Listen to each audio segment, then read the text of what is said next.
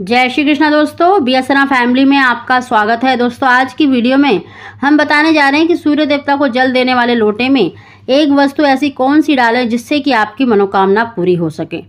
दोस्तों वैसे तो नित्य प्रति सूर्य देवता को जल अवश्य अर्पित करना चाहिए और एकादशी के दिन तो जरूर ही सूर्य देवता को जल देना चाहिए, क्योंकि ऐसा करने से हमारी जो मनोकामना है वो अति शीघ्र पूरी होती है। दोस्तों सूर्य देवता को देखिए जल अर्पित करने से प्रत्येक मनुष्य को नौकरी में उन्नति होती है, उसको मान सम्मान बढ़ता है, पिता का सुख मिलता है, राजयोग बनता है, धन योग बनता है।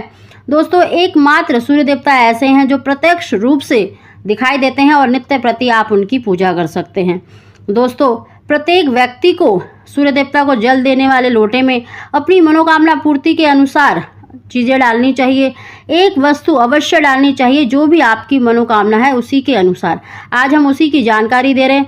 दोस्तों उसकी जानकारी देने से पहले अगर अभी तक आपने मेरा चैनल सब्सक्राइब नहीं किया तो सब्सक्राइब अवश्य ही कर लें और बगल में बेल आइकन को भी दबा दिया करें, जिससे कि मेरे आने वाली सभी वीडियो का नोटिफिकेशन सबसे पहले आप तक पहुँच सके। दोस्तों वैसे तो देखिए 33 करोड़ देवी देवता माने गए हैं, लेकिन प्रत्यक्ष रूप से आप सूर्य देवता, चंद्र देवता को देख सकते हैं और इनका पूजन अवश्य करना चाहिए। और सूर्य देवता को देखिए जल देने से आपके जितने भी ग्रह दोष होते हैं वो स्वतः ही दूर हो जाते हैं, क्योंकि सूर्यदेव सभी ग्रहों के राजा कहलाते हैं। अगर आप सूर्यदेव को प्रसन्न कर लेते हैं तो शनि मंगल के जितने भी दुष्प्रभाव हैं वो स्वतः ही दूर हो जाते हैं। इसलिए सूर्य देवता को जल अवश्य अर्पित करना चाहिए। इससे देखिए आपको आरोग्यता का वरदान मिलता है, क्योंकि सूर्यदेव मतलब उत्तम स्वास्थ्य के कारक माने जाते हैं। इनको जल अर्पित करने से आपका स्वास्थ्य भी स्वस्थ रहता है। तो इसीलिए आप सूर्य देवता को जल अवश्य ही अर्पित करें।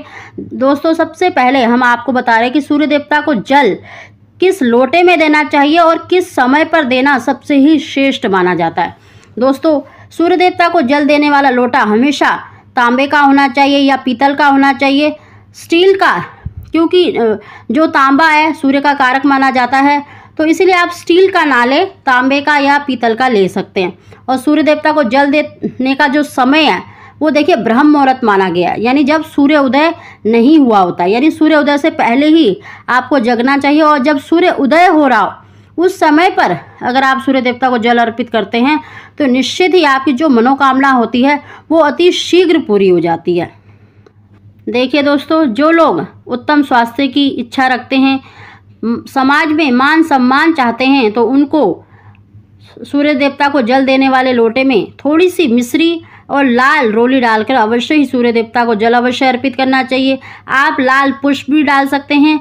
दोस्तों जो लोग देखिए संतान की कामना रखते हैं, पुत्र की कामना रखते हैं, तो उनको सूर्य देवता को जल देने वाले लोटे में थोड़ा सा कच्चा दूध और 2-3 बूंद घी की डालकर और साथ ही मिश्री या गुड़ डालकर अवश्य सूर्य देवता को जल अर्पित करना चाहिए।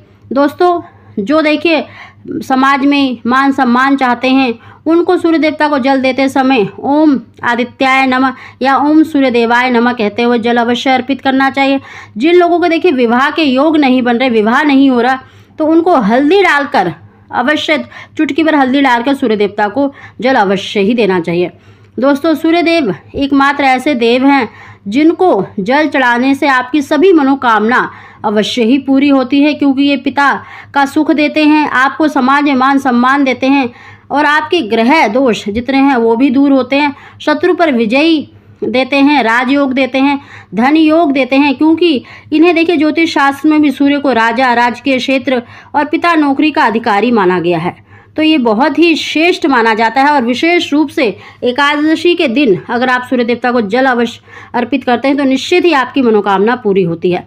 दोस्तों जो लोग देखिए संतान की या पुत्र की इच्छा रखते हैं तो उनको सूर्य देवता को जल देते समय जब सूर्य को जल दे रहे हो और जब जल आप गिराते हैं तो इस मंत्र का उच्चारण करना चाहिए।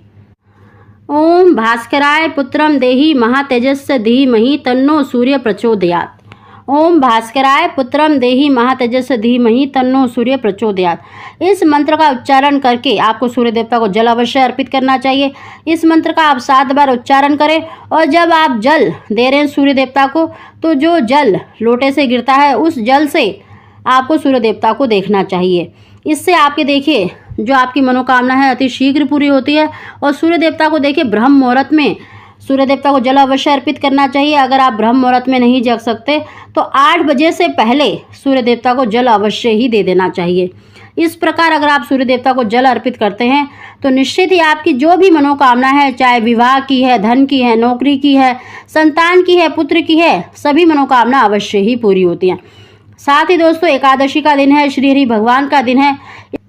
श्री हरि भगवान का पूजन अवश्य ही करें, उनको स्नान कराएं, उनको चंदन लगाएं, धूप दीप जलाकर उनका पूजन अवश्य ही करें। देखिए, और जो संतान की इच्छा रखते हैं, पुत्र की कामना रखते हैं, तो उस दिन श्री हरि भगवान को एक बरगद के पेड़ का जो पत्ता होता है वो लेना है, उसको धोकर उसके ऊपर आपको चंदन से या रोली कुमकुम से किसी से भी स्वास्तिक बनाना है।